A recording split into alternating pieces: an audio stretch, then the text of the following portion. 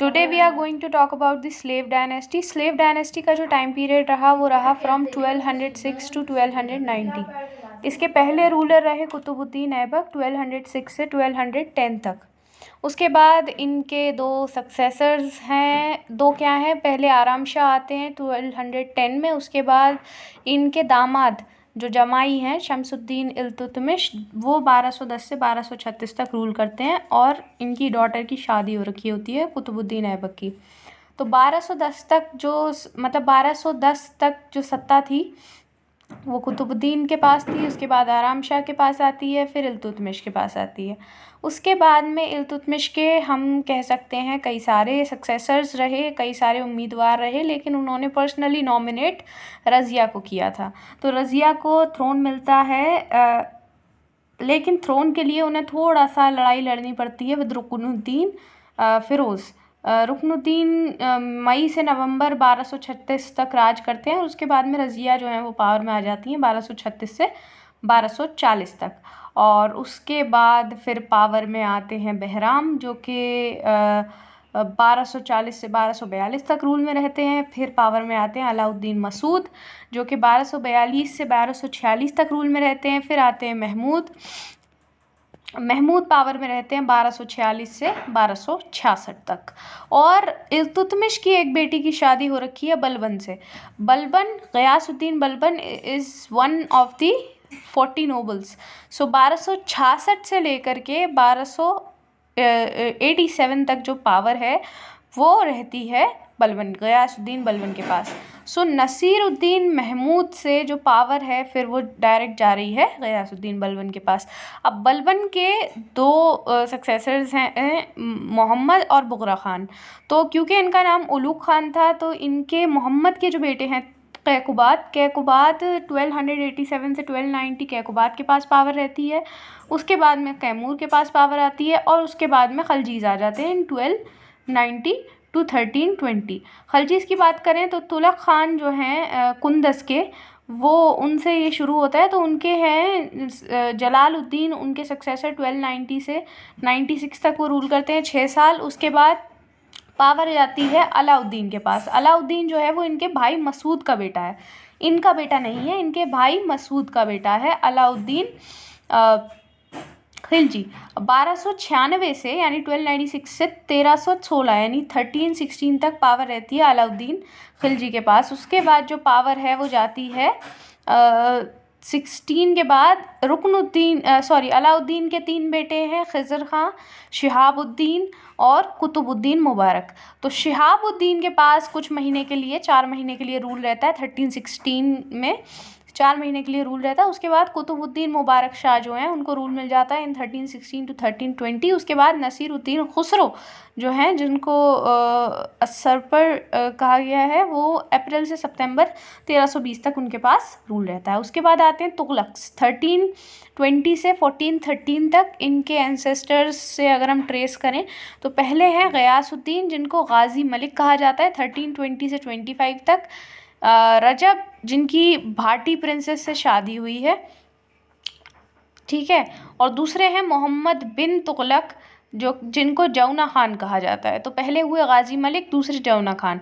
तो 1320 से लेकर 1325 तक जो पावर है वो रही है गयासउद्दीन तुगलक के पास। उसके बाद जो पावर है वो जाती है मोहम्मद बिन तुगलक के पास फ्रॉम 1325 टू 1351।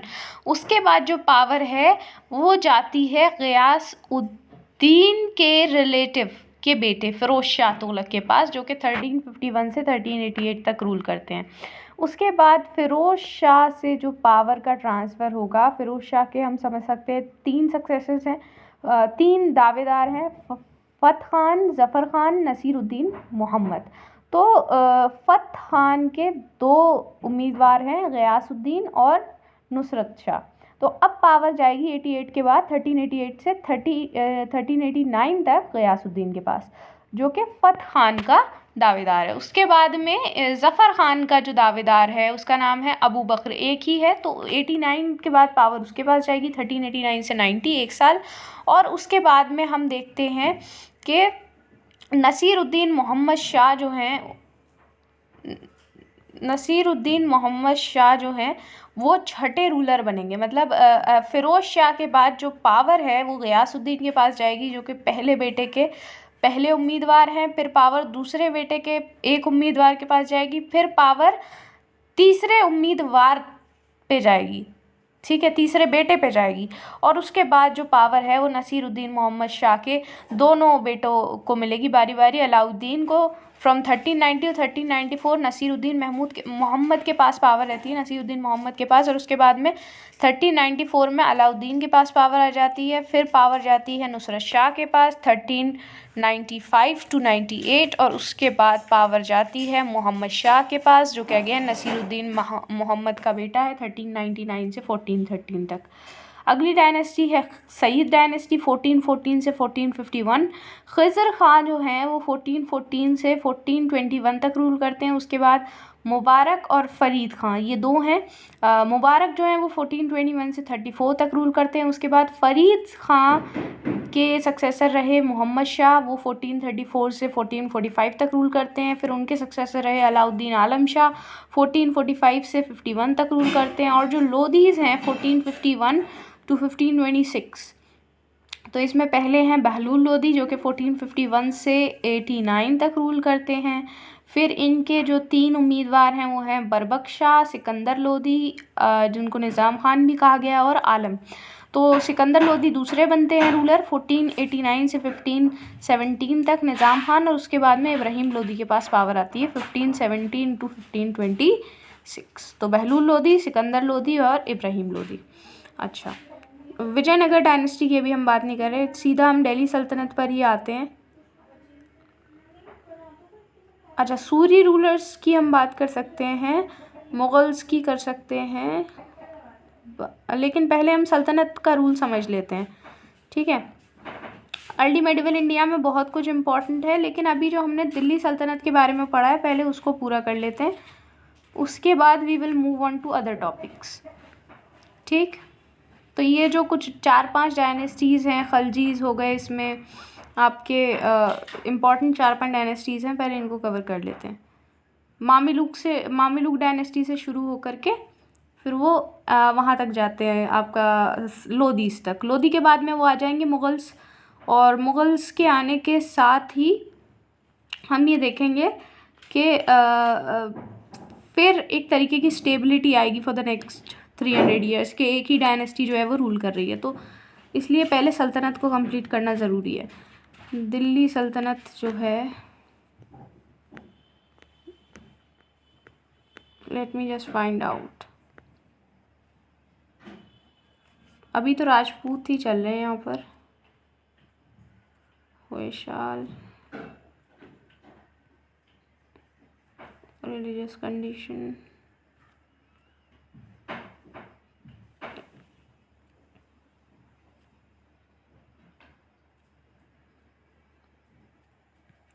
आ गया टॉपिक। चलिए, तो दिल्ली सल्तनत की बात करते हैं। दिल्ली सल्तनत कैसे शुरू हुई, कौन थे शुरुआती रूलर्स, और क्या रही उनके आगे आने वाली जनरेशन का मामला। सो दिल्ली सल्तनत 1206 से लेकर के 1526 तक का जो पीरियड है, बाबर के आने तक का पीरियड, वो सल्तनत पीरियड कहलाता है।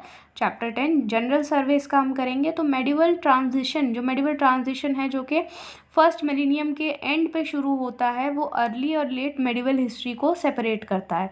अर्ली मेडिवल टाइम्स में जो इंटरनल डेवलपमेंट्स हैं कोर रीजन्स में डायनेस्टिक अथॉरिटी के, वो लीडिंग रोल प्ले करते हैं लोकल सोसाइटी को चेंज करने में। लेकिन 1200 के बाद से ये बात सच साबित नहीं होती। अलग अलग जगह से आने वाले वॉरियर्स प्रोमिनेंट बनते हैं लोकल हिस्ट्रीज़ में हर जगह। हम देखते हैं कि वॉरियर्स जो हैं वो गुर्जर प्रतिहार कम्युनिटी से आ रहे हैं, इम्पीरियल चोला से आ रहे हैं, वॉरियर जो हैं वो अग्रेरियन एलीट से आ रहे हैं, और वो बहुत बहुत दूर तक फैले हुए हैं। महमूद ऑफ गज़नी जब सीन में आए उससे पहले ही ये सब कुछ चल रहा है। और जो गज़नविद्स हैं और उनके जो सक्सेसर्स हैं, उन्होंने एक्सटेंड किया, इंटीग्रेट किया, इंस्टीट्यूशनलाइज किया प्रोफेशनल वॉरियर इम्पीरियलिज्म को, और उन्होंने एक रीजनल ओरिजिन्स में भी थोड़ा सा शिफ्ट हम देखते हैं जो कल्चरल कॉम्पोजिशन था मिलिट्री ओवरलोड का, या जो रीजनल ओरिजिन था, उसको भी थोड़ा सा उन्होंने शिफ्ट किया। मिलिट्री सुपीरियॉरिटी थी सेंट्रल एशियंस की। सेंट्रल एशियन वॉरियर जो थे वो रैपिडली अपनी खुद की सुप्रीमेसी इंडिया के मेडिवल ट्रांजिशन के टाइम पे साबित करते हैं by developing Swift horse cavalry, और फायरिंग मतलब बहुत बढ़िया कैवलरी मेंटेन करते हैं, और बहुत तेज़ी के साथ एरोज़ फायर करते हैं।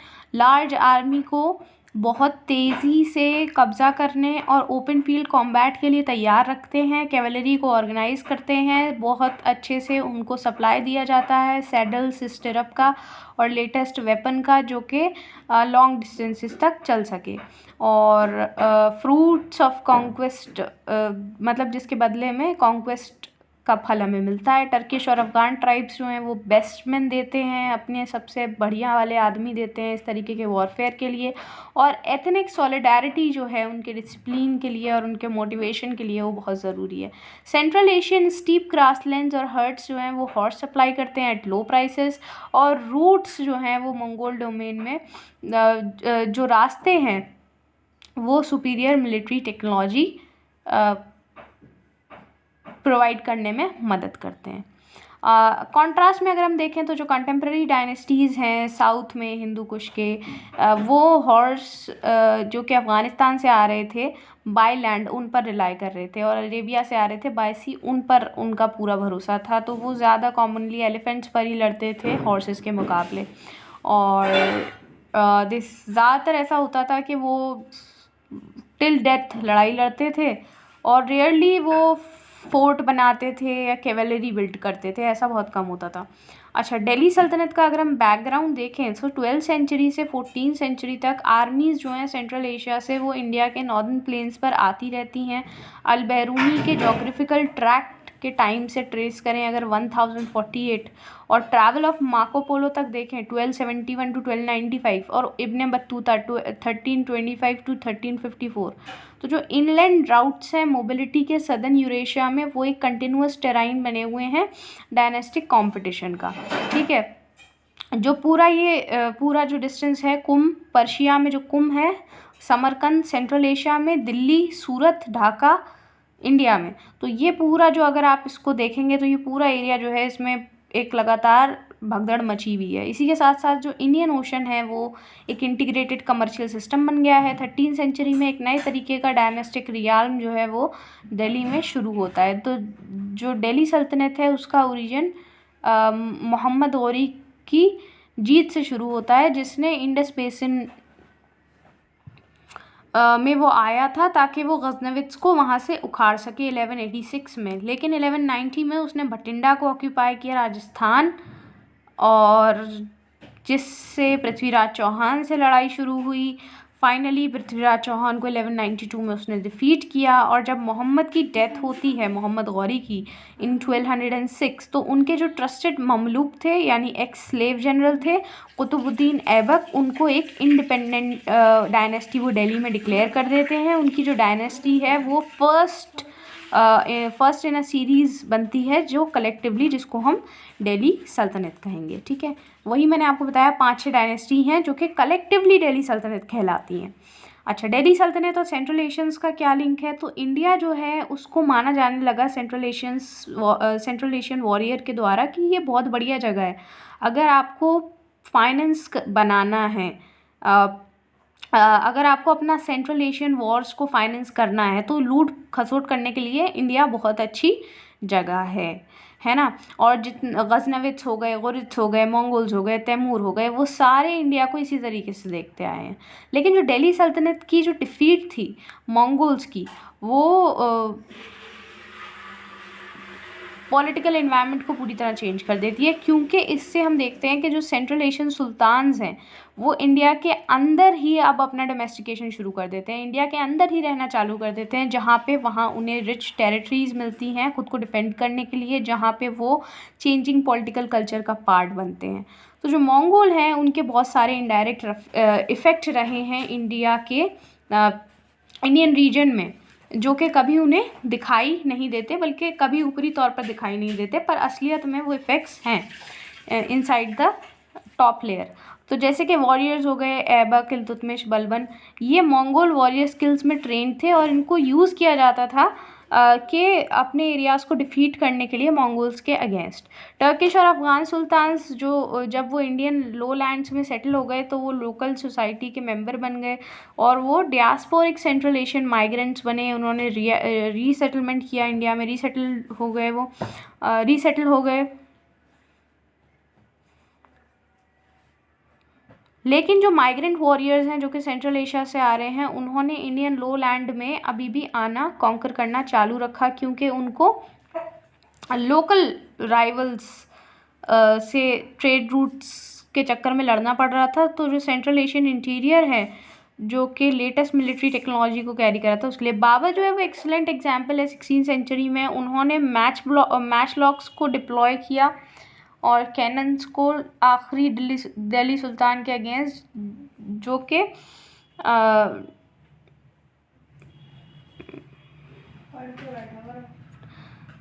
स्टीप वॉरफेयर से उन्हें हराया गया। ठीक है। अच्छा, चंगेज़ खान और मंगोल एम्पायर का क्या संबंध है? तो जो दिल्ली सल्तनत है उसने मंगोल्स को हरा करके हरा करके नहीं कहेंगे, रिपेल करके, यानी अपने से दूर भगा करके काफ़ी फेम हासिल किया, जो कि अनस्टॉपेबल थे। यानी एशिया के बाकी दूसरे हिस्सों में मंगोल्स को रोक पाना is near to impossible. Genghis Khan जिनका रूल 1160 से 1227 तक रहता है, उन्होंने मंगोल ट्राइब्स को यूनिफाई किया, लार्जेस्ट एवर एम्पायर बनाया हिस्ट्री का, जो कि अभी तक था। और इन्हीं के एक पोते जिसका नाम बतू खान था, उन्होंने मंगोल आर्मी यूरोप में लेके गए 1237 में, और उन्होंने बल्गेरिया, मॉस्को, कीव, हंगरी और पोलैंड पर कब्जा किया और लोकल रूलर्स को फोर्स किया कि वो उन्हें गोल्डन होर्ड जो है उसको ट्रिब्यूट देना चालू करें, उसको पैसा देना चालू करें। दूसरा इनका पोता था जिसका नाम था कुबलई खान। चंगेज़ खान का एक पोता है बातू खान जो कि यूरोप की तरफ गया, दूसरा पोता है कुबलई खान। तो कुबलई खान जो है उसने नॉर्दर्न चाइना पर कब्जा किया और वो युआन एम्परर बना 1271 में। उसकी आर्मीज फाइनली जो हैं वो सदर्न सुंग को डिफीट करती हैं 1279 में, और उसकी जो डायनेस्टी है वो 1368 तक रूल करती है।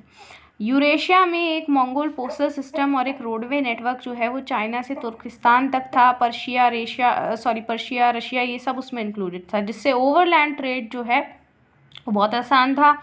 गन पाउडर ले जाना, कंपस प्रिंटिंग टू यूरोप, ये सब बहुत आसान था। मतलब चाइना से सामान यूरोप पहुंचना बहुत ईजी हो गया था इन सब रूट्स के माध्यम से। मार्को पोलो वेनिस से चाइना जाते हैं और चाइना से वापस वेनिस जाते हैं, लेकिन जो मंगोल्स हैं वो इंडिया को कॉन्कर नहीं कर पाए। तो रिपीटेडली इंडिया को कॉन्कर नहीं कर पाने की ये जो बात है, मंगोल्स ने इंडस बेसिन से ही विड्रू कर लिया ताकि वो अपनी पावर को कहीं और कंसंट्रेट कर सकें इस पर्टिकुलर सक्सेस के साथ। तो ये जो बात है ना कि वो काबू नहीं कर पाए या उस पर कब्जा नहीं कर पाए, ये इंडिया को या दिल्ली सल्तनत को उस टाइम के पीरियड को ख़ास बना देती है। जो मंगोल्स हैं उन्होंने अपनी हेजीमनी यानी उन्होंने अपना rule major part of the Eurasian land mass पर बढ़ा लिया। जैसे कि डारूगुल जो कि पैसिफिक में है for the better part of the 2 centuries, तो डारूगुल से पैसिफिक तक उन्होंने अपना रूल बढ़ा लिया। अच्छा, ये मैप हम देखेंगे। अच्छा, तैमूर का इन्वेजन कैसा रहा इंडिया का? जो टर्किश वॉरियर्स थे जो कि by the bond of marriage जुड़े हुए थे मंगोल से, वो इंडिया में सक्सीड हो जाते हैं, इंडिया में उन्हें सक्सेस मिलती है। तैमूर जिसको तामिर लंग या तैमूर लंग भी कहा जाता है, वो किश में पैदा हुआ समरकंद के पास, और एक छोटा सा मंगोल सक्सेसर स्टेट है। चगताई खानत जो थे ट्रांसऑक्सियाना के, ठीक है, उनका वो एक गवर्नर बना, फिर वज़ीर बना अपने खान का, फिर इवेंचुअली उसने खान को ही रिप्लेस कर दिया 1370 में। फिर वो पर्शिया को कब्ज़ा करता है, अफ़गानिस्तान को कब्ज़ा करता है 1387 में, फिर इंडिया आता है 1398 में, फिर गंगा बेसिन को ऑक्यूपाई करता है, कॉन्कर करता है, और मुल्तान के गवर्नर को दिल्ली के थ्रोन पे बिठा देता है on his way back to Afghanistan. यानी जब वो वापसी जा रहा है अफ़गानिस्तान, तो उस टाइम पे जो मुल्तान का गवर्नर है उसको वो दिल्ली की तख्ती संभालने को दे देता है कि आप दिल्ली संभालिए, आप दिल्ली के तख्त पर बैठिए। और उसकी जो विक्ट्रीज़ हैं उससे जो इम्पीरियल अथॉरिटी है वो बुरी तरह मरती है दिल्ली सल्तनत की, जिससे जो सेटेलाइट सल्तनत थी और वो मतलब जो फैलने वाली सल्तनत थी उसका फैलने का जो स्कोप था वो ख़त्म हो जाता है और वो एक रीजनल पावर बन कर के रहती है जब तक कि उसकी टेरिटरी को कॉन्कर नहीं कर लिया गया 1526 में बाबर के द्वारा। और बाबर जो है वो बाबर का जो डिसेंड है या बाबर को जो ट्रेस किया जाता है वो तैमूर और चंगेज़ खान दोनों से ही ट्रेस किया जाता है as a descendant of them. अब गौरियन इन्वेजन्स की बात करें तो गुरिड एम्पायर अपने जेनिथ पे पहुंचती है 2 ब्रदर्स के टाइम पे। दोनों भाइयों का नाम है शमसुद्दीन मोहम्मद और शिहाबुद्दीन, जिसको बाद में मुइज़ुद्दीन मोहम्मद भी कहा जाएगा। ठीक है। अच्छा, जो पहले वाला भाई है उसने वेस्टवर्ड यानी वेस्ट की तरफ अपनी पावर बढ़ाई।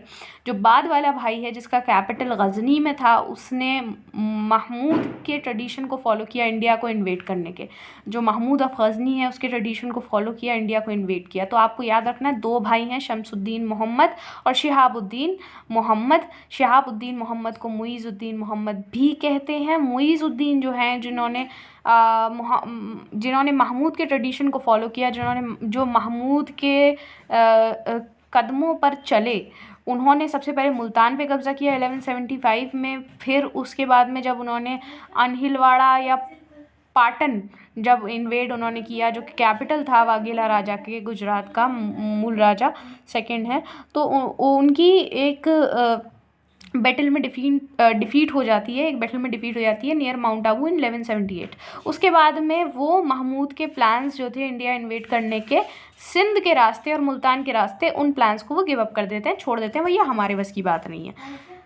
फिर वो अपना अटेंशन पंजाब की तरफ लेकर के जाते हैं। और पंजाब बहुत इंपॉर्टेंट रीजन है क्योंकि पंजाब हमें ज़्यादा अच्छे प्रॉस्पेक्ट्स प्रोवाइड करता है to invade India. Gradually Multan, Lahore, Sindh और गुरिड एम्पायर के पार्ट्स बनते चले जाते हैं। एक बार जब उनकी कॉन्क्वेस्ट कंसोलिडेट हो जाती है तो मुइज़ुद्दीन जो है वो तबर हिंद यानी भटिंडा पे कब्जा कर लेते हैं 1189 में, जिससे पृथ्वीराज चौहान जो हैं वो रिएक्ट करते हैं। जो दोनों हैं उनकी मुलाकात होती है, बैटल एट तराइन होती है दिल्ली के पास 1191 में। और जो सुल्तान हैं वो खुद गिरने ही वाले थे जब कोई खिलजी सोल्जर उन्हें बचा लेता है। पृथ्वीराज ने तबर हिंद पे वापस कब्जा किया लेकिन वो इन्वेडर्स को परसू नहीं कर पाए, यानी उनको पकड़ नहीं पाए कि घुसपैठ की किसने थी। लेकिन जो सेकंड बैटल ऑफ तारा या सेकंड बैटल ऑफ तराइन होती है 1192 में, उससे मोहम्मद की जीत हो जाती है और पृथ्वीराज की हार हो जाती है। 1 लाख राजपूत सोल्जर इसमें मारे जाते हैं, जिसमें तोमर प्रिंस भी थे राजपूत के, तोमर प्रिंस भी थे दिल्ली के बहादुर, गोविंद राज जिनका नाम था। तो पृथ्वीराज जो थे उनको बंदी बना लिया जाता है, उनको अजमेर ले जाया जाता है, जहाँ पे वो कुछ साल रूल करते हैं एज अ गुरिड वेसल, क्योंकि फ्यूडलिज्म का टाइम है। तो एज अ गुरिड वेसल वो कुछ साल रूल करते हैं और बाद में उनको देशद्रोह के आरोप में या धोखाधड़ी के आरोप में, ट्रीजन के आरोप में, आँखों में धूल झोंकने के आरोप में उनको एग्जीक्यूट किया जाता है, उनको सज़ा दी जाती है। अच्छा, जो जयचंद्र हैं जो गढ़वाला रूलर हैं कन्नौज के, उनको 1194 में किल किया जाता है इन द बैटल ऑफ चांदवार, जो कि जमुना पे होती है। कालिंजर, मोहाबा और खजुराहो जो हैं वो भी कॉन्कर करते हैं Turks under the leadership of Mahmud commander Qutbuddin Aibak. और मोहम्मद कमांडर यानी मोहम्मद गौरी, मुइज़ुद्दीन मोहम्मद गौरी के जो कमांडर हैं कुतुबुद्दीन ऐबक, उनके अंडर में ये सारे एरियाज़ कालिंजर, मोहाबा, खजुराहो को कॉन्कर किया जाता है बाय द टर्क्स। और 1200 आते आते जो टर्किश मिलिट्री आउटपोस्ट हैं उनको तैयार कर लिया जाता है, फोर्ट्स जो हैं उनको तैयार कर लिया जाता है, किले बना लिए जाते हैं बनारस से पंजाब तक और ग्वालियर से अनिलवाड़ा तक। इसके बीच के टाइम में बिहार और बंगाल जो है उसको बख्तियार खिलजी कैप्चर कर लेता है, जो कि मोहम्मद का दूसरा स्लेव है, दूसरा गुलाम है। वो रीजन्स को बुद्धिस्ट यूनिवर्सिटी ऑफ ओदांतापुरी बिहार तक कैप्चर कर लेता है, वो रीजन को कॉन्कर कर लेता है, जहाँ पे उसने बुद्धिस्ट मॉन्क्स को स्लटर किया और पूरे टाउन पर कब्जा किया। स्लटर करने का मतलब उनकी गर्दनें उड़ा दी और पूरे टाउन पर कब्जा कर लिया। 1204 से 1205 तक बख्तियार जो है वो नदिया या नवाद्वीप गया और जो कि लक्ष्मण सेना का दूसरा कैपिटल था, जो राजा थे बंगाल के, वहाँ वो जाते हैं और तबाक़त नासिरी के अनुसार सिर्फ 18 घुड़सवार उनके साथ थे जब उन्होंने फोर्सबली महल में वो घुसे।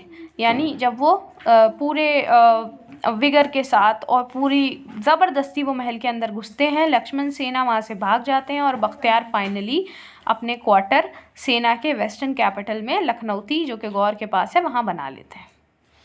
अनफॉर्चुनेटली बख्तियार को जल्द ही असैसिनेट कर देता है उनका खुद का ही एक कमांडर। यानी बख्तियार ने इतनी मेहनत करी, लेकिन ये उनकी बदकिस्मती रही कि अंत में उन्हीं के एक कमांडर ने उनको मार दिया, असैसिनेट कर दिया, उनको ख़त्म कर दिया।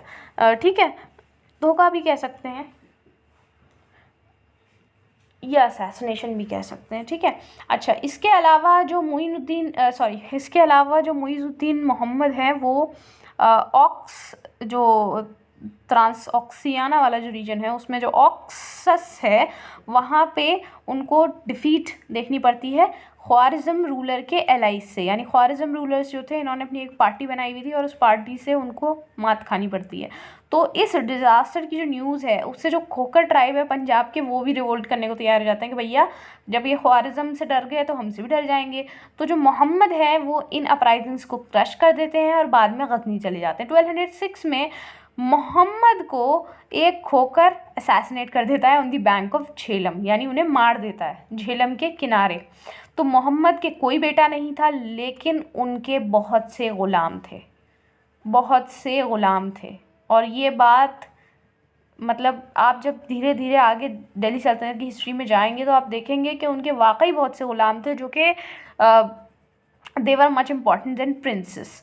तो सबसे प्रोमिनेंट जो स्लेव्स हैं, इनके जो सबसे प्रोमिनेंट स्लेव्स रहे हैं वो हैं ताजुद्दीन यल्दोज़, जो कि जिनको बाद में रूलर ऑफ गज़नी बनाया गया। ठीक है, क्योंकि गज़नी में मोहम्मद का रूल था, 1206 में गज़नी की मौत हुई, तो गज़नी का थ्रोन किसके पास जाएगा ये मोहम्मद के लिए ज़्यादा इंपॉर्टेंट है as compare to the other thrones और the other areas that he occupied. So Ghazni का थ्रोन जो है वो ताजुद्दीन यल्दोज़ के पास जाता है। अच्छा, दिल्ली सल्तनत स्लेव डायनेस्टी के टाइम पे कितनी खुश थी, कितनी खुशहाल थी, कितनी बर्बाद थी, ये समझ लिया जा था। तो इसका इंट्रोडक्शन समझते हैं, कंसोलिडेशन और एक्सपेंशन कैसा रहा। तो कुतुबुद्दीन ऐबक ने एक टर्किश स्टेट बनाया इंडिया में। जब उनको बाकी के जो टर्किश ऑफिसर्स हैं उन्होंने पहचान लिया कि हाँ भाई अब ये रूल करेंगे, और इनको इनके बेटे ने सक्सीड किया, आराम बख्श ने सक्सीड किया, जो कि बाद में इल्तुतमिश ने अपने साले को हटा दिया। कुतुबुद्दीन के सन इन लॉ हैं, मतलब कुतुबुद्दीन के दामाद हैं, तो आराम बख्श जो है वो ऑब्वियसली कुतुबुद्दीन का बेटा है, तो इनका रिलेटिव ही हुआ। तो अपने ही रिलेटिव को उन्होंने थ्रोन से हटाया 1211 में, और 1211 एडी में उन्होंने थ्रोन से हटाया और ख़ुद थ्रोन पर वो बैठ गए। तो 1210 में ही माना जाता है, वो ज़्यादा कोई लंबा पीरियड नहीं है। तो 1229 एडी में इल्तुतमिश जो है उन्होंने एज सुल्तान ऑफ दिल्ली खुद को कॉन्सिक्रेट किया by representative of the Abbasid caliph of Baghdad. यानी बगदाद से उनको मंसूर मिल गया, उनको रॉयल ऑर्डर मिल गया कि भैया हाँ यही सुल्तान हैं दिल्ली के। अच्छा, उनको रिकग्निशन बहुत लंबी लड़ाई के बाद मिला, जो कि उन्हें कुतुबुद्दीन के कलीग से लड़नी पड़ी, जो कि ग्रेट स्लेव जनरल्स थे, जो कि ज़्यादातर नॉर्थ वेस्टर्न इंडिया को कंट्रोल कर रहे थे, और उन्हें राजपूतों से भी लड़ना पड़ा।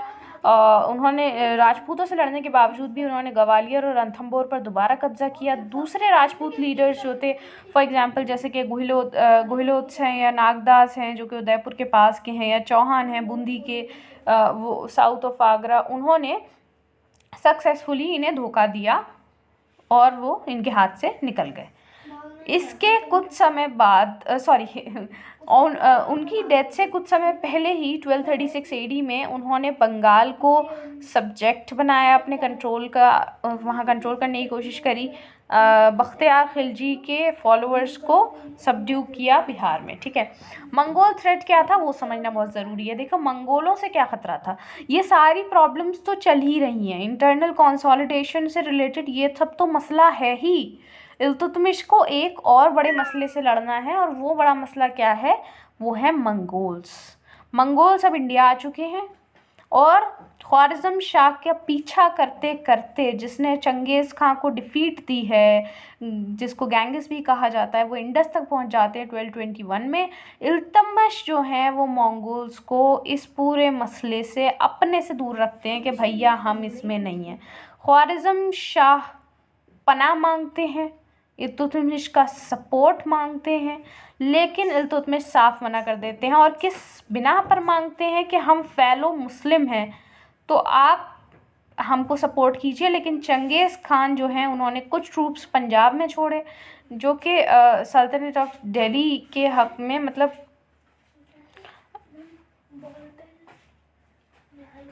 तो हुआ ये कि मतलब ख्वारिज़म शाह का अगर सपोर्ट कर देते, क्योंकि ख़ान जो थे वो इंडस तक तो पहुंच चुके थे 1221 में, तो इल्तुतमिश जो है वो मंगोल्स को बाहर ही रखते हैं और इन्होंने जो है वो चंगेज़